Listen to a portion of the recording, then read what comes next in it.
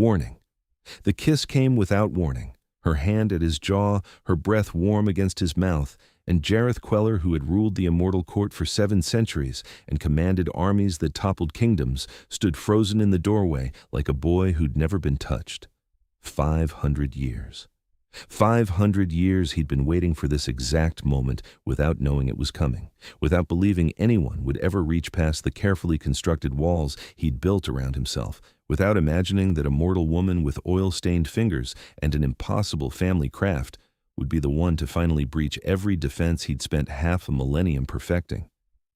Her lips were soft, tentative, asking rather than taking, and something inside him that had been locked away longer than most nations had existed cracked open like spring breaking through winter.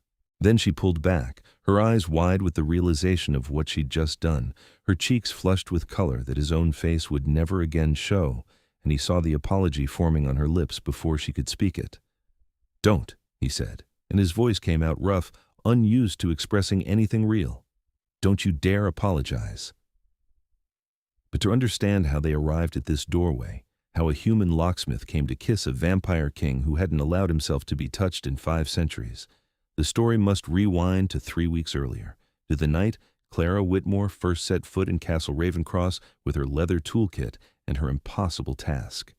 The castle sat beneath the city like a secret, accessible only through passages that shifted according to rules older than memory. Clara had been collected at midnight from her workshop in the historical district, driven in a car with windows so darkly tinted she couldn't see out, guided through tunnels that smelled of earth and stone and something else, something cold that made her skin prickle with awareness that she was entering a world that didn't follow human rules. She'd known about vampires for exactly 6 months. Her grandmother had told her on her deathbed, pressing an ancient key into her palm and explaining that their family had been locksmiths for the immortal court since before the modern age, that the craft passed down through their bloodline was the only thing in the world that could open certain doors, breach certain vaults, unlock certain secrets that vampires themselves could not access through magic or strength alone. Clara had thought it was the morphine talking, the desperate fantasy of a dying woman trying to make their ordinary life seem more significant. Then the letter had arrived 3 weeks ago, written in script so perfect it looked printed, requesting her services for a task that had waited 500 years and could wait no longer. The payment offered was enough to save her failing business, pay off her grandmother's medical debts, and fund the rest of her life twice over. The signature at the bottom had simply read, "Jareth Quellar, Lord of the Northern Court." She'd researched him, of course. Found nothing. No social media presence, no public records, no trace of anyone by that name in any database she could access, which itself was information. People who left no footprint in the modern world were either very careful or very impossible. The latter, as it turned out. The tunnels opened into a vast underground chamber, lit by chandeliers that burned with flames that gave no heat. The castle proper rose beyond, all Gothic spires and ancient stone, looking exactly like the sort of place vampires would live if they had any sense of drama at all. Which, Clara was beginning to suspect, they absolutely did. Her escort was a vampire woman named Isolde, white-haired and pale-skinned as winter itself, moving with the kind of grace that made Clara feel like a stumbling child by comparison. She wore modern clothes, sleek black pants, and a silk shirt, but carried herself like royalty, like someone who remembered when castles were the height of civilization rather than historical curiosities. "The king will see you in the vault antechamber," Isolde said, her voice carrying an accent Clara couldn't place, something that suggested too many languages learned over too many centuries. "He's been waiting a very long time for someone with your family's gift." "What exactly is in this vault?" Clara asked, adjusting the leather toolkit slung over her shoulder. "Your letter wasn't specific." "Because the king wishes to tell you himself." Isolde glanced back, her eyes reflecting the chandelier light like a cat's. "You should know that what you're about to do is significant. This vault has been sealed since before your country was founded. What lies inside has shaped our court for half a millennium." "That's ominous." "Yes," Isolde agreed simply. "It is." They walked through corridors lined with tapestries that depicted battles Clara didn't recognize, past rooms furnished with antiques worth more than her entire neighborhood, under archways carved with symbols that hurt slightly to look at directly. The castle felt alive somehow, aware of her presence, this warm, mortal thing moving through its ancient immortal halls. The vault antechamber was a circular room at the castle's heart, windowless and cold, lit by more of those heatless flames. And in the center, studying a door that looked like it had been grown rather than built, stood the vampire king. Jareth Quellar was tall, white-haired, his skin pale as marble and just as perfect, dressed in black that somehow managed to look both modern and timeless. He turned when she entered, and Clara felt the full weight of his attention settle on her like a physical thing. His eyes were dark, impossibly old despite his young face, carrying the kind of depth that came from watching centuries pass like seasons. He was beautiful in the way dangerous things often were, sharp and compelling and very clearly not human. "Miss Whitmore," he said, and his voice matched his appearance, cultured and cold and carrying an authority that made her want to either bow or run. "Thank you for coming." "Your letter was very persuasive," Clara said, proud that her voice came out steady. "Though I should mention I've never actually done this before. My grandmother trained me, but she died before we could attempt anything like this scale." Something flickered across his face, too quick to read. "Your grandmother was Meredith Whitmore? You knew her? She opened the Eastern Vault for us 60 years ago. She was—" He paused, seeming to choose his words carefully. "Remarkable. I'm sorry for your loss." The unexpected kindness caught Clara off guard. She'd expected a monster, or at least someone so inhuman that ordinary emotions wouldn't register. But the way he spoke about her grandmother suggested real respect, maybe even fondness. "Thank you," she said quietly. "She spoke highly of your court. Near the end, anyway. Once she finally told me the truth about what our family actually did. It must have been difficult to learn that the world is wider and stranger than you were raised to believe." That's a diplomatic way to put it. Clara moved toward the vault door, needing to focus on something concrete, something she could understand. "May I examine the lock?" "Please." She set down her toolkit and approached the door, running her fingers over the surface. It was warm, which surprised her. Everything else in the castle felt cold. The lock mechanism was visible, an intricate pattern of metal and something else, something that felt almost organic beneath her touch. Her grandmother's training kicked in, her hands reading the puzzle the way some people read books. "This is beautiful," she murmured, tracing the channels and catches. "I've never seen anything like it. The mechanism is singing. Can you hear it?" "No," Jareth said from behind her, close enough that she could feel the cold radiating from him. "That gift belongs to your bloodline alone. To us, it's simply silent metal." "It's not metal, not entirely. There's bone here, old bone woven into the mechanism, and something else, something that feels like—" She frowned, pressing her palm flat against the lock. "Grief. This lock was made by someone who was heartbroken." The silence that followed was heavy enough to drown in. "Yes," Jareth finally said, his voice carefully empty. "It was." Clara turned to look at him, still kneeling by the vault door. His expression was controlled, neutral, but something in his eyes suggested she'd just touched a wound that had never properly healed. "You made this lock," she said, understanding clicking into place. 500 years ago. You locked something away and bound it so that only someone outside your world could ever open it again. I thought if I couldn't reach it, couldn't open it myself, I might finally learn to stop trying." He moved to the far wall, putting distance between himself and the door. "I was wrong. For 5 centuries, I've stood in this room and stared at that lock and wanted nothing more than to tear it apart. But the magic that binds it is absolute. Only your bloodline can open it without destroying what's inside." "What is inside?" He was quiet for a long moment, and when he spoke, his voice carried the weight of all those centuries. Proof of a betrayal, evidence of a lie that cost me everything I loved and destroyed my ability to trust anyone's touch. The last remnants of the person I was before I became this. Clara felt her heart clench at the raw pain in his words, barely disguised beneath the careful control. "And you want me to open it, after 500 years of it being sealed?" "The court has demanded it. There are those who believe the contents might prove certain claims about our history, might reshape the political landscape of our world. And there are those who want it to remain sealed forever, who believe that some truths are too dangerous to unearth.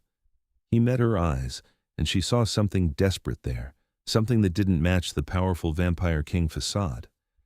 I simply want to be free of it, one way or another. That's not really an answer. No, he agreed. It isn't. In truth, I don't know what I want. Only that I can't continue as I have, with this sealed wound at the center of my existence. Clara turned back to the lock, her mind already working through the puzzle. It's going to take time, days, maybe weeks. This mechanism is incredibly complex. I'll need to map every channel, understand the full pattern before I can begin working it open. If I rush, I could damage what's inside. Time is something I have in abundance. Take as long as you need. Isolde will provide you with quarters here in the castle and anything else you might require. I have a business, a life, which will be there when you finish. Miss Whitmore, I am offering you enough money to never need to work again, and asking only that you give this task your complete attention until it's done. I've waited 500 years. But now that the process has begun, I find I am desperately impatient to see it through. There was something in his voice that made Clara agree before she could think better of it. Some combination of loneliness and hope and fear that resonated with her own recent grief, her own sense of being unmoored in the world. She understood what it meant to live with a wound that wouldn't heal, even if hers was measured in months rather than centuries. Okay, she said, I'll stay until it's open, but I'll need to go back periodically for supplies to check on things. Of course, whatever you need. Thus began the strangest weeks of Clara's life, living in a castle full of vampires, spending her nights working on a lock that hummed with old sorrow beneath her fingers, while the king who'd created it watched from the shadows. The work itself was meditative, demanding her complete focus. She mapped the lock's pattern inch by inch, tracing the flow of bone and metal, understanding the grief that had been woven into its creation. Her grandmother's training had taught her that locks made by vampires carried emotion in their structure, that the maker's intent shaped the mechanism itself. This one was built from heartbreak, designed to be impossible, a puzzle that reflected the maker's shattered ability to trust. Jareth came every night to watch her work, never speaking unless she asked him questions, maintaining a careful distance from both her and the vault door. Clara found herself oddly comfortable with his presence, even though he was clearly a predator, and she was very clearly prey by any reasonable measure. But he never made her feel threatened, never looked at her with hunger, only with a kind of patient attention that suggested he was genuinely interested in her process. "Why can't you bear to be touched?" she asked one night, about a week into the work, her hands deep in the lock mechanism, feeling the ancient magic that bound it. She felt him go still behind her, the already cold room growing somehow colder. "I apologize," he said after a moment. "I didn't realize my condition was so obvious." "It's not. But you stand like someone who expects every surface to burn, and you flinch when people move too quickly near you. I recognize the pattern. My grandmother was like that too after my grandfather died. She couldn't bear to be embraced because it reminded her too much of what she'd lost. Your grandmother was a perceptive woman, and apparently you share that gift." Jareth moved to where she could see him in her peripheral vision, leaning against the wall with a calculated casualness that didn't quite hide his tension. 5 centuries ago, the woman I loved betrayed me to my enemies. She delivered me into a trap that should have destroyed me and shattered the entire northern court. I survived because she hesitated at the final moment, couldn't quite finish what she'd started. But in surviving, I learned that her love had been a lie from the beginning, that every touch we'd shared had been part of the deception. Clara's hands stilled on the lock, her heart aching for him. That's what's in the vault, evidence of her betrayal. Evidence of my foolishness in trusting her, letters, gifts, the tokens of our courtship, all of it calculated manipulation. I sealed them away because I couldn't destroy them myself, couldn't quite let go even knowing what she'd done. And in the centuries since, I've found myself unable to tolerate anyone's touch, unable to trust in anything that requires physical closeness. Every time someone reaches for me, I remember her hand on my face the night she betrayed me, and I cannot endure it. Have you tried? Really tried? I mean, not just forcing yourself through it. I am 700 years old, Miss Whitmore. I've had ample opportunity to try. That's not what I asked. Clara turned to face him fully, abandoning the lock for the moment. "I'm asking if you've ever let someone approach you slowly enough that your mind could distinguish between then and now, between her and someone else. Or have you only ever forced yourself to tolerate touch until the panic became unbearable?" He stared at her, something shifting in his ancient eyes. "You sound like you're speaking from experience. My grandmother couldn't bear to be hugged for 3 years after my grandfather died. Every therapist told her to just push through it, to force herself to accept comfort. But that only made it worse, made her associate all touch with panic and grief. It wasn't until a friend started just sitting near her, close but not touching, letting her nervous system learn that proximity didn't have to mean pain, that she began to heal." And did she? Heal completely? Eventually. It took time and patience and someone willing to move at her speed rather than their own. Clara studied his face. This impossibly beautiful vampire king who'd been carrying a wound for 5 centuries. "I'm not saying I know what you're going through. Your situation is obviously different.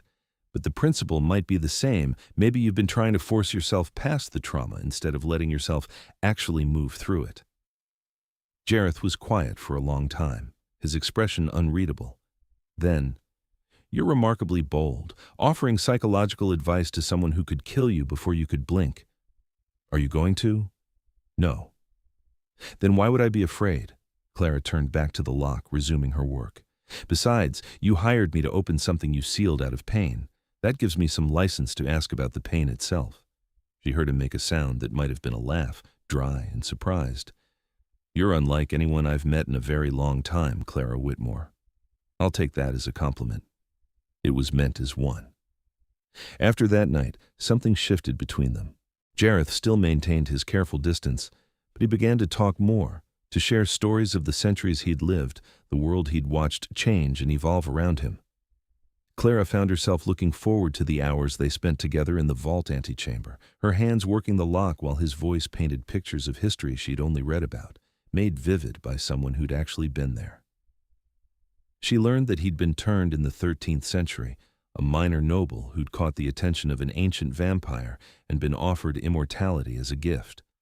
She learned that he'd built the northern court from nothing, had fought wars and brokered peace treaties, had watched human civilization transform itself a dozen times over.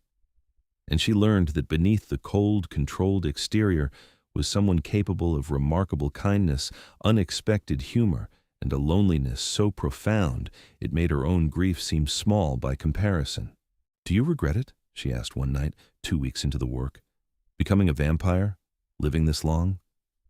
"Sometimes," Jareth admitted. "Mostly I regret the things immortality has cost me. The ability to love freely. The chance to build something lasting with another person. Everyone I care for dies eventually, and the grief never gets easier. The simple human experience of changing and growing rather than remaining static." He paused, watching her hands move through the lock mechanism with practiced precision. "But there are compensations. Beauty that takes centuries to truly appreciate, knowledge that only time can provide, and occasionally, rare moments that make the endless years feel worthwhile." "Like what?" "Like watching someone master a craft their bloodline has perfected over generations. Like seeing the world shift in ways I never imagined possible. Like meeting someone who treats me as a person rather than a monster or a king." His voice was soft, almost vulnerable. "Like this, right now." Clara's hands stuttered on the lock, her heart suddenly racing. There was something in his tone that suggested he wasn't just talking about general moments of connection, but specifically about her, about their time together in this cold underground room. She turned to look at him and found him closer than usual, having drifted nearer without her noticing, still maintaining that careful distance, but near enough that she could see the exact shade of his dark eyes, the way his white hair fell across his forehead, the inhuman perfection of his features. "Jareth," she said, and using his first name felt suddenly intimate, a line crossed without her planning to cross it. "Clara," he replied, and his voice made her name sound like something precious. "The lock is almost mapped. Another few days and I'll be ready to start the actual opening process. Once it's done, once the vault is open and you have whatever closure or answers you need, I'll leave. I'll go back to my normal life, and you'll go back to being the vampire king, and this will just be a strange memory for both of us. Is that what you want? The question hung between them, heavy with implications Clara wasn't sure she was ready to examine.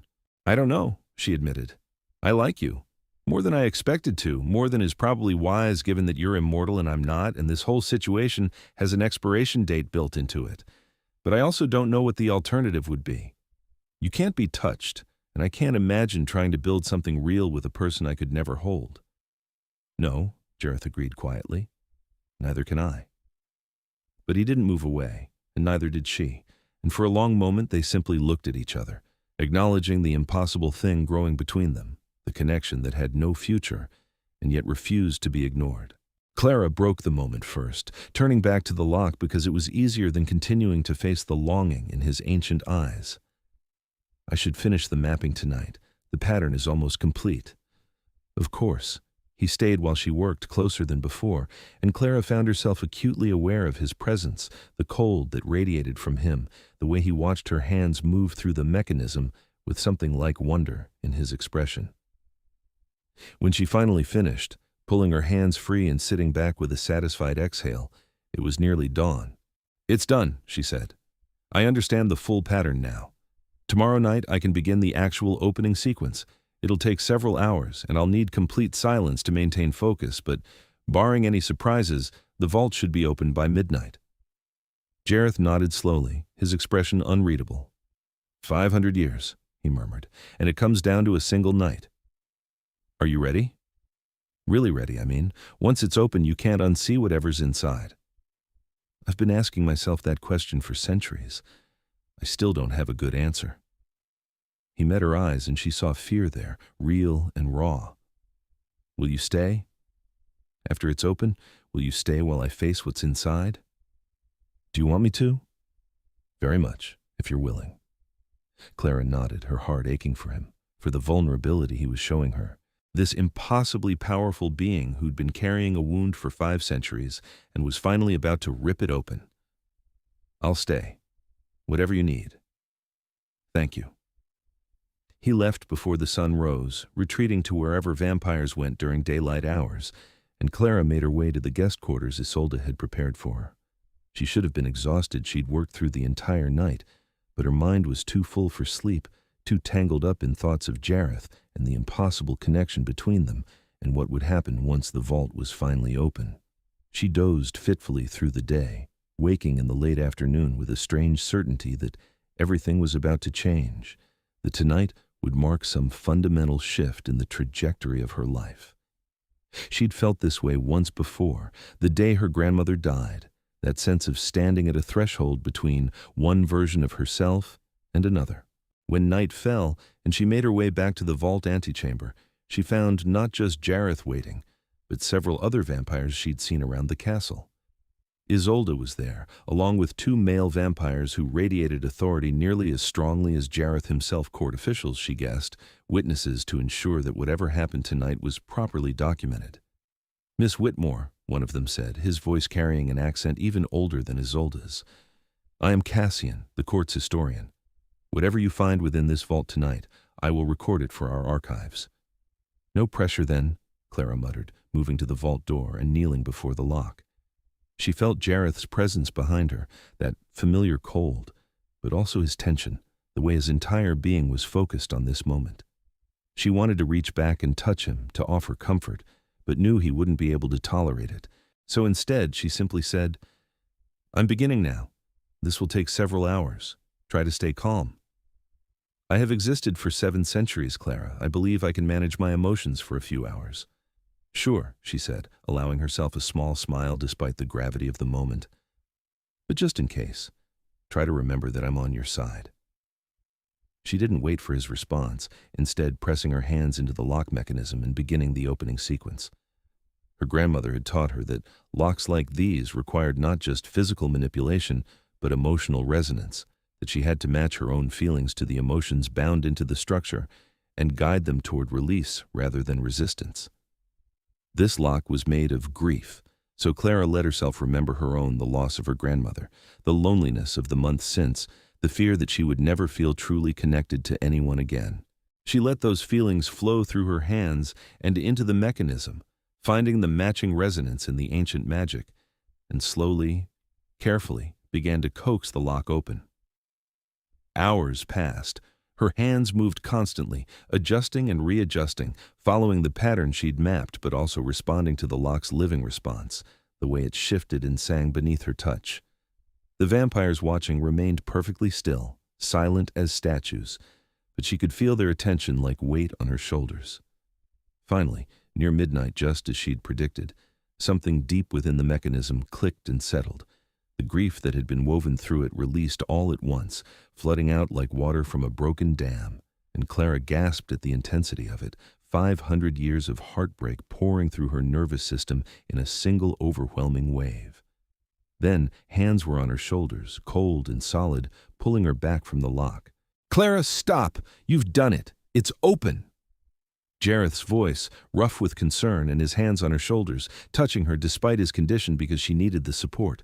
She blinked, clearing her vision, and realized she was crying, tears streaming down her face from the emotional overflow. "I'm okay," she managed, even though she was shaking. "That was just intense." Jareth released her immediately, stepping back as if burned, and she saw the flash of panic in his eyes before he controlled it. But he'd touched her. For her sake, he'd pushed past 5 centuries of trauma to make sure she was all right. "The vault is open," Cassian said, moving forward to examine the door. "The seal is completely broken. Jareth, whenever you're ready." But Jareth wasn't looking at the vault. He was staring at his own hands like they belonged to a stranger, like he couldn't quite believe what he'd just done. Clara stood slowly, her legs unsteady. "Are you all right?" "I touched you," he said, his voice distant. "I didn't think. You were in pain and I reacted." "And? How do you feel?" He flexed his fingers, his expression somewhere between wonder and confusion. "I don't know. It happened too quickly for the usual panic. I simply acted." "Maybe that's the answer," Clara said softly. "Maybe you've been giving yourself too much time to remember, and what you actually need is to move fast enough that your mind doesn't have time to connect present and past. Or maybe I was able to do it because it was you." The words fell between them like stones into still water, sending ripples of implication in every direction. Before Clara could respond, Isolde stepped forward gently. "Jareth, the vault." He tore his gaze from Clara's, visibly pulling himself together, reassembling the controlled vampire king persona. "Yes, of course." He moved to the vault door and pulled it open. The hinges moved silently despite 5 centuries of disuse, swinging wide to reveal a small chamber within. Clara couldn't see the contents from her angle, but she saw Jareth's face as he looked inside, saw something crumble in his expression before he locked it down. "Leave us," he said, his voice absolutely level. "All of you. I need to do this alone." "Jareth, the court requires," Cassian began. "I am the king of this court, and I am commanding you to leave. Now." There was steel in his voice, the absolute authority of someone who'd ruled for centuries and would tolerate no argument. The other vampires withdrew, though Isolde paused to touch his arm briefly in support before she left. Clara started to follow them, but Jareth's voice stopped her. "Not you. Please, I would like you to stay." Clara returned to his side, peering into the vault. Inside was a wooden chest, simple and unadorned, and scattered around it were papers, clearly letters, yellowed with age.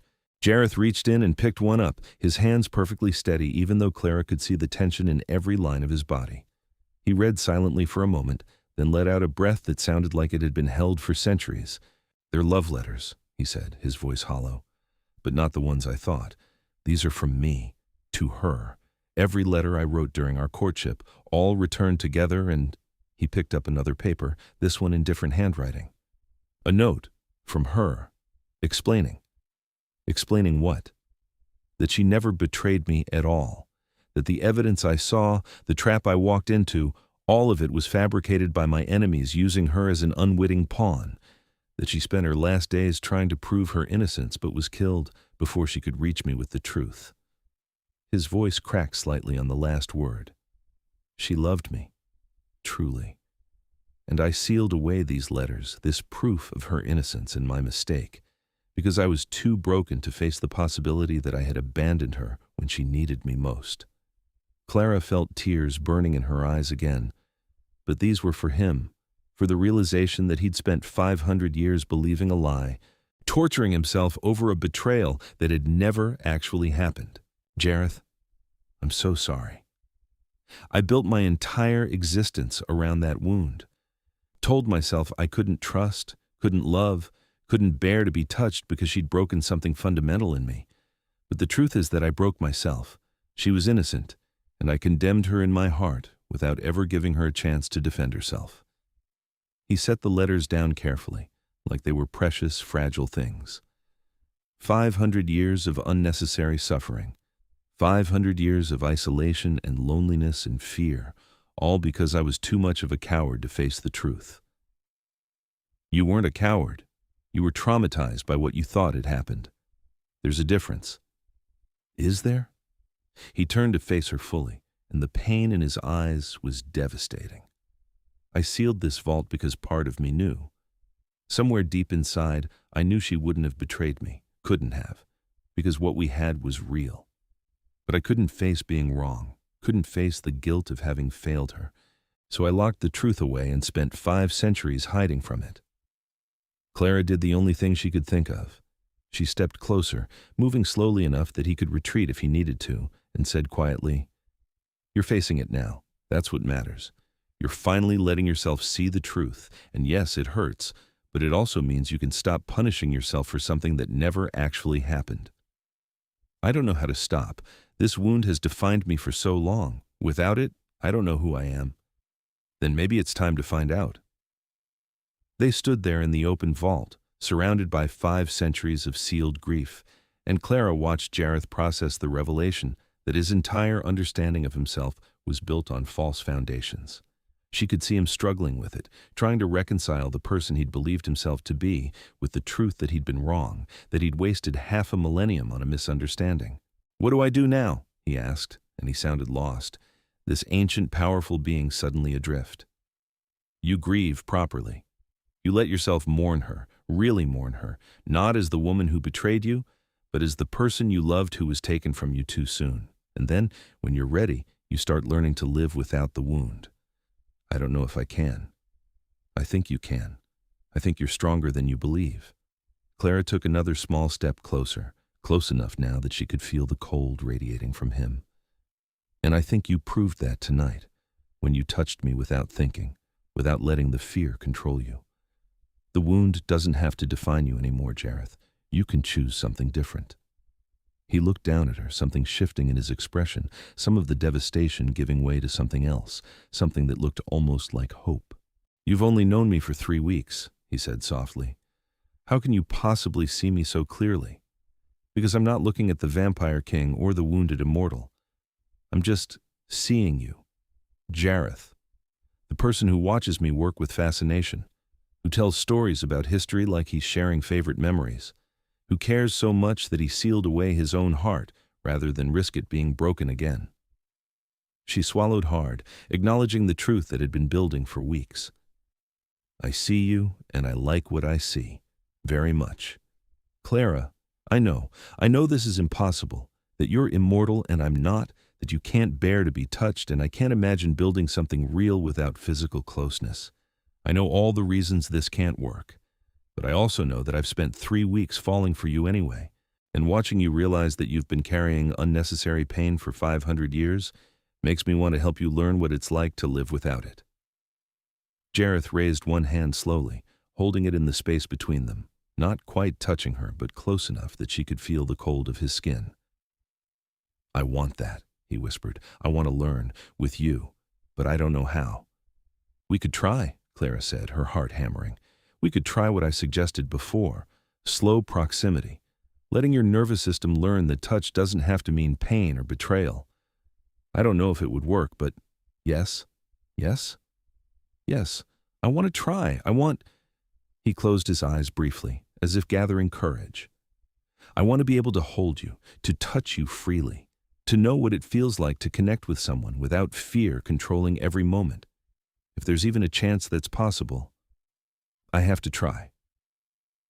Clara felt something warm and bright unfold in her chest, hope mixed with determination.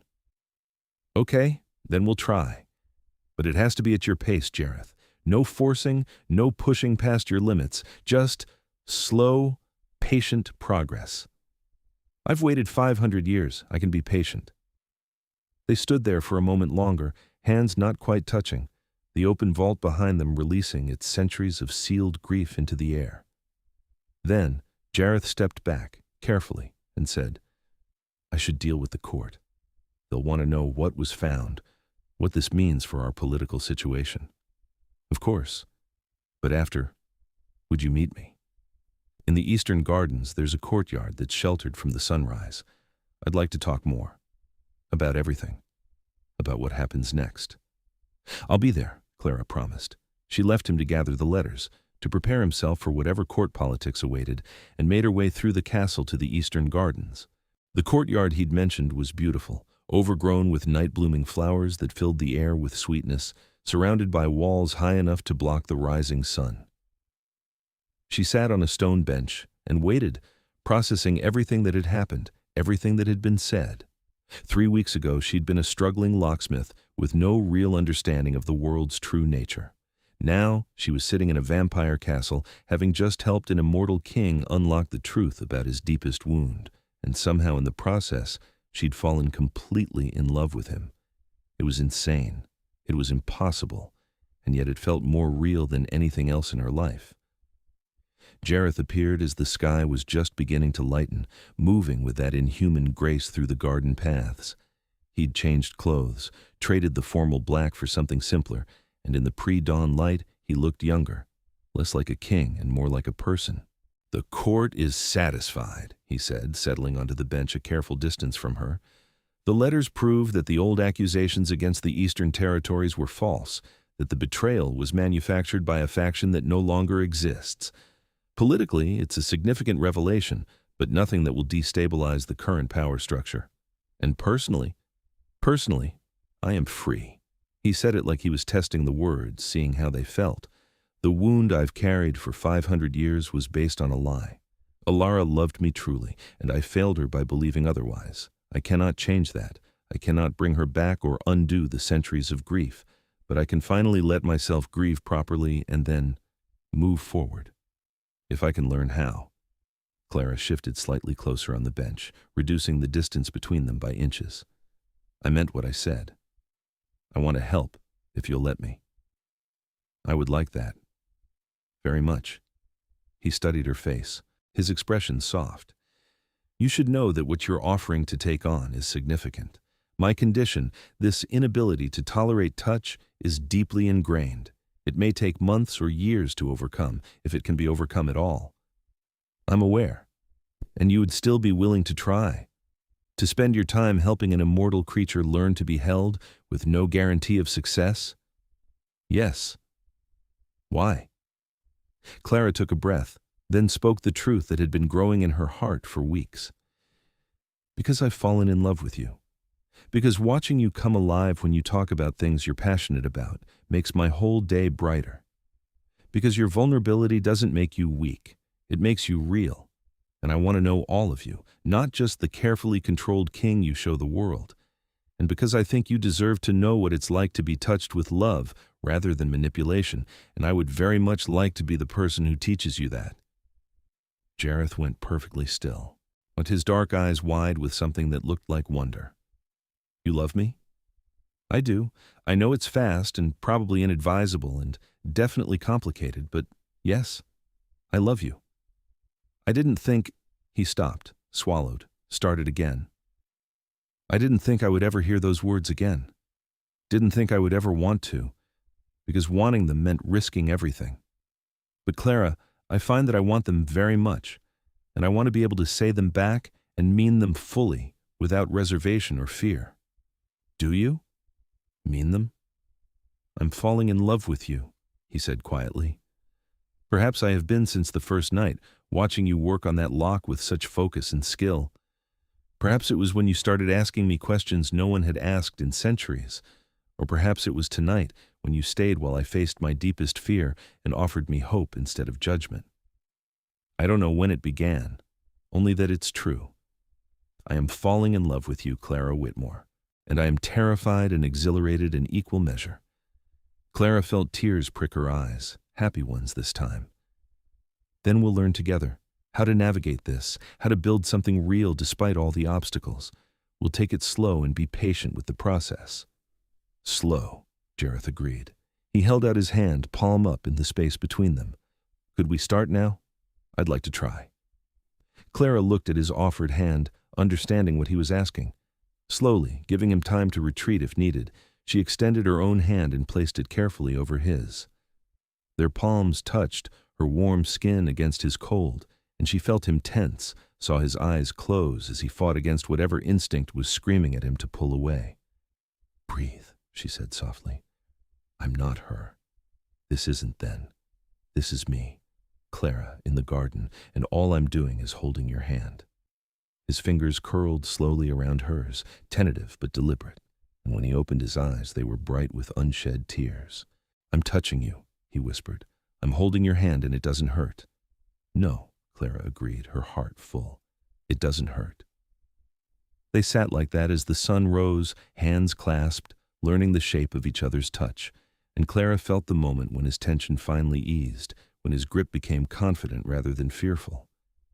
It was a small thing, just holding hands, but for someone who hadn't been able to tolerate touch for 5 centuries, it was everything. "Thank you," Jareth said eventually, his thumb brushing over her knuckles in a gesture that seemed unconscious, natural. "For opening the vault, for staying, for this." "You're welcome, for all of it." The sun was fully up now, and Jareth reluctantly released her hand, rising from the bench. "I should retreat before the light grows too strong. But Clara, would you stay? In the castle, I mean. Not just until the vault work is complete, but longer, as long as you're willing. I'd like to continue this to see where it might lead." "I'll stay," Clara said, standing as well, "as long as you want me here. Then I suspect you'll be here quite some time." He left her with a smile that transformed his face from beautiful to breathtaking, and Clara sat back down on the bench, processing the fact that her entire life had just shifted on its axis. She'd come to this castle to open a lock, and instead, she'd opened something much more significant, a future she'd never imagined, with someone she'd never expected to meet. The next weeks were a study in patience and gradual progress. True to his word, Jareth approached the process of overcoming his touch aversion with the same careful attention he applied to ruling his court. They started with hand-holding, spending hours each night simply sitting together with their fingers intertwined, letting him grow accustomed to the contact. From there, they progressed to other small touches, her hand on his arm, his fingers brushing her hair, brief embraces that grew longer and more confident as his nervous system learned to distinguish between threatening touch and loving contact. Clara was endlessly patient, never pushing, always giving him space to retreat if he needed it, and Jareth was determined to overcome the conditioning of centuries. They talked through everything, building the kind of emotional intimacy that made the physical connection feel natural rather than forced. Jareth told her about his human life so long ago, the person he'd been before immortality. Clara shared her own history, her grief over her grandmother, her struggle to keep the family business alive, her fear that she would never find real connection in the modern world. "I thought I was lonely," she admitted one night, curled up beside him on a couch in his private study, her head resting cautiously on his shoulder. "But I don't think I really understood what loneliness was until I heard you talk about 5 centuries of isolation." "It wasn't constant isolation," Jareth said, his arm around her waist, still somewhat tense but growing more comfortable. "I had the court, allies, friends after a fashion, but there's a particular kind of loneliness that comes from being unable to let anyone truly close, from maintaining walls that no one can breach. That's what I've lived with for so long. And now? Now those walls are coming down, slowly with your help, but they're coming down." He pressed his face into her hair, a gesture that had taken him weeks to work up to. "You've given me something I thought I'd lost forever, Clara. Hope, the possibility of real connection, a future that isn't defined by the past. You've given me the same thing," Clara said softly. "A reason to believe in something beyond the ordinary. A love that's worth the complications." As the weeks turned into months, their physical intimacy grew alongside their emotional connection. Jareth learned to initiate touch rather than simply tolerating it, to reach for Clara when he wanted closeness rather than waiting for her to make the first move. And Clara learned the particular joys and challenges of loving an immortal being the way he could remember historical details with perfect clarity, the strange mix of ancient wisdom and surprising naivety, the awareness that their time together was finite for her, but not for him. They didn't talk about that last part, not yet. It was too heavy, too complicated to address while they were still building the foundation of what they had together, but Clara knew it was waiting for them, the inevitable conversation about mortality and immortality, and what it meant to love across that divide. 4 months after the vault opened, Jareth summoned her to the vault antechamber again. She arrived to find the space transformed. The door that had been sealed for 5 centuries now stood permanently open, and the small vault chamber beyond had been converted into something new. "What is this?" Clara asked, stepping inside to find walls lined with shelves, comfortable seating, a small desk. "A study," Jareth said from behind her. "For both of us. I thought we could use a space that acknowledges where we began, but transforms it into something forward-looking rather than dwelling in the past." The shelves were already filling with books, modern ones, Clara noticed, on topics ranging from locksmithing to vampire history to contemporary philosophy. There were 2 desks, 2 chairs, spaces clearly designed for 2 people to work side by side. "It's perfect," Clara said, turning to find him standing in the doorway, watching her with an expression of such open fondness that it made her heart skip. "I'm glad you think so. I hoped—" He paused, then continued more firmly. "I hoped it might serve as our shared space, if you're planning to stay long term." "I am, if that's what you want. It's very much what I want." He stepped into the study, closing the distance between them with confidence he'd lacked months ago.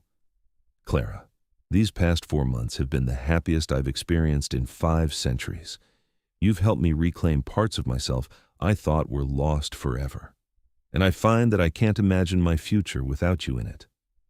"I feel the same way," Clara said, reaching up to touch his face, a gesture he now leaned into rather than flinching away from.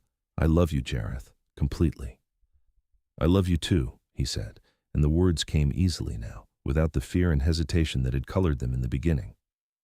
"So very much." He leaned down slowly, giving her time to anticipate what was coming, and kissed her gently. It was far from their first kiss. They'd been building toward physical intimacy for months, but something about this moment felt significant, like a threshold being crossed. When they pulled apart, Clara found herself thinking about the title that had defined their story from the beginning. She kissed him in the doorway. The Vampire King had been waiting 5 centuries just for this one. "Come with me," she said suddenly, an idea forming. "I want to try something." She led him out of the study, through the castle corridors, to the main entrance of the vault antechamber, the literal doorway through which she'd first entered to begin this entire journey. They stood facing each other in the archway, the space where everything had begun. "What are we doing?" Jareth asked, though he was smiling, trusting her instinct. "Completing the story," Clara said. "You've spent 5 centuries unable to be touched, unable to trust, locked away from real connection. And then I came here to open a vault, and instead I opened you. This doorway represents that transformation, the threshold between who you were and who you're becoming. And I want to kiss you here, in this doorway, not as a goodbye or an ending, but as a promise of everything we're building together." Understanding lit his face, along with something that looked like wonder. "You're rewriting the narrative, turning the doorway from a symbol of pain into a symbol of hope." "Exactly." Jareth cupped her face in his hands, the gesture so natural now, so free of the fear that had once controlled him. "You are remarkable, Clara Whitmore. Brilliant and kind and exactly what I needed without knowing I needed it." "So is that a yes to the doorway kiss?" "That is absolutely a yes to the doorway kiss." Clara smiled and pulled him down to meet her, and kissing him in the doorway with all the love and hope and certainty she felt. And Jareth, who had spent 5 centuries waiting for exactly this moment without knowing it was coming, kissed her back with 500 years of loneliness, finally giving way to connection, isolation transforming into intimacy, fear becoming trust. When they finally pulled apart, both slightly breathless, Clara saw tears on his face, the first she'd ever seen from him. 5 centuries, he whispered. I've been waiting 5 centuries just for this one, for you, for this moment, and it was worth every single year. I'm glad I was worth the wait. You're worth everything. They stood there in the doorway, holding each other, and Clara felt the future opening up before them like the vault had opened months ago, full of possibility, demanding patience and care, but ultimately promising something beautiful. I need to tell you something, Jareth said eventually, his voice serious enough to make Clara pull back slightly to see his face. What is it? I've been speaking with the court elders, researching old magic, consulting with those who remember the ancient ways. There is a possibility, an option for us that I wasn't certain I should mention, because it's significant and irreversible, and I don't want you to feel pressured. Clara's heart started to race, because she could guess where this was going. Tell me anyway. I could turn you, offer you immortality, make you vampire, so that we don't have to face the inevitability of your mortal lifespan ending. It would mean giving up your human life, your connection to the mortal world, but it would give us unlimited time together. Clara had known this conversation was coming eventually. She'd thought about it late at night, lying awake and trying to imagine what it would mean to choose immortality, to leave behind her humanity for the sake of love. And what do you want? She asked. If the choice was yours alone, what would you choose for us? Jareth was quiet for a moment, considering. I want you to live. Whether that's as immortal with a natural lifespan or as an immortal by my side, I want you to have the life that feels right to you. I won't lie and say I wouldn't prefer immortality, that I wouldn't love knowing we have endless time together. But I also know what immortality costs, what it means to give up. So I'm offering it as an option, but I'm not pressuring you to take it. Can I think about it? Take all the time you need. We have years yet before it becomes urgent. I simply wanted you to know the possibility exists. Clara nodded, tucking the information away to process later. For now, she just wanted to enjoy this moment, this perfect doorway kiss and the future it represented. Months continued to pass, settling into patterns that felt like the beginning of forever. Clara officially moved into the castle, closing her struggling locksmith business and embracing this new life in the immortal world. She worked alongside Jareth in their converted vault study, learning vampire history and politics, becoming an accepted presence in the court, despite her humanity. The question of immortality hung between them, unspoken but present, until one night nearly a year after the vault had opened, Clara finally brought it up again. They were in their study, working at their respective desks, when she set down her pen and said, I've made a decision about the turning. Jareth looked up immediately, his full attention on her. Tell me. I want it. I want immortality with you, but not yet. She stood and moved to where he sat, perching on the edge of his desk. I want to live my mortal life a while longer, experience everything I can as a human. Maybe another 10 or 20 years. And then, when I'm ready, when I've had time to say goodbye to the mortal world properly, I want you to turn me. You're certain? Completely. I love you, Jareth, and I want our forever. But I want to come to it without regrets, without wondering what I might have missed by rushing the transition. Jareth stood and pulled her into his arms, the embrace natural and warm despite his cold skin. That seems wise, and selfish as it might be. I'm glad you want the turning eventually. The thought of losing you to mortality was difficult to contemplate. You're not going to lose me, not to time, not to anything. We have our forever. We're just taking the scenic route to get there. He laughed, the sound genuine and full of joy. I can live with that. I've waited 5 centuries already. What's another decade or two? 20 years passed like seasons, each one deepening the bond between them. Clara aged while Jareth remained unchanging, but their love only grew stronger, more rooted in genuine understanding and shared experience. She became an integral part of the vampire court, respected for her knowledge and valued for her counsel. And Jareth blossomed under her influence, shedding the last remnants of the isolated, wounded king he'd been and becoming someone capable of real warmth and connection. When Clara finally turned 40 and decided she was ready for the transformation, The entire court gathered to witness. Jareth performed the ritual himself, his hands steady even though she could see the emotion in his eyes. And when it was done, and she opened her eyes to her new, immortal existence, the first thing she saw was his face above her, full of wonder and love. "Hello forever," he whispered. "Hello forever," she replied, and kissed him again in that same doorway where everything had begun 2 decades earlier. They made a tradition of it after that every year on the anniversary of the vault's opening. They would meet in that doorway and kiss, remembering where they'd started and celebrating how far they'd come.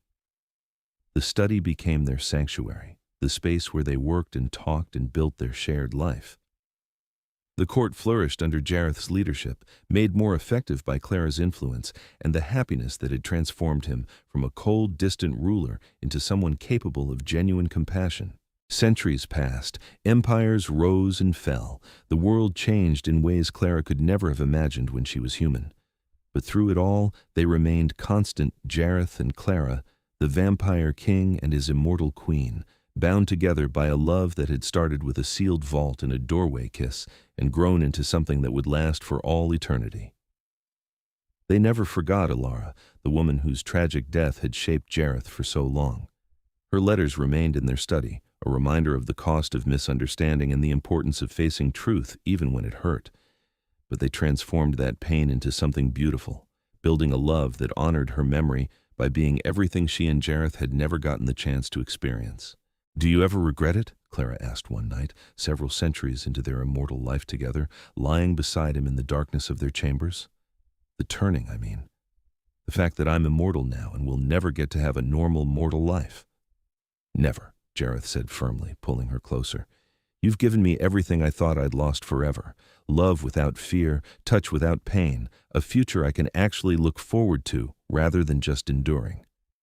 If that means we exist outside what humans consider normal, I'll take it gladly." "Good," Clara said, smiling, "because I feel the same way. I wouldn't trade this us for anything the mortal world could offer." "Not even the chance to grow old gracefully?" "Especially not that. I'm quite fond of being eternally 40 with a ridiculously attractive vampire king who still looks at me like I hung the moon." Jareth laughed and kissed her forehead. "In fairness, from my perspective, you might as well have. You certainly illuminated my world when everything had been dark for so long." "Now you're just being poetic. I'm a 700-year-old vampire. I'm allowed to be poetic with the woman I love." They lay there in comfortable silence, centuries of shared experience between them, and Clara thought about that first night in the vault antechamber when she'd been a nervous human locksmith taking on an impossible task. She could never have imagined then that opening that vault would mean opening her entire life to possibilities she'd never dreamed of. But here she was, immortal and in love, spending eternity with someone who'd been waiting 5 centuries just for her without knowing she was coming. It was absurd and impossible and absolutely perfect. "I love you," she said into the darkness. "I love you too," Jareth replied, "for all eternity." And in the study that had once been a sealed vault holding 500 years of pain, their books sat side by side on the shelves, physical evidence of a love that had transformed grief into joy, isolation into connection, and a doorway, kiss, into the beginning of forever. The Vampire King had been waiting 5 centuries for exactly this one, and Clara Whitmore had spent her entire human life unknowingly preparing to meet him.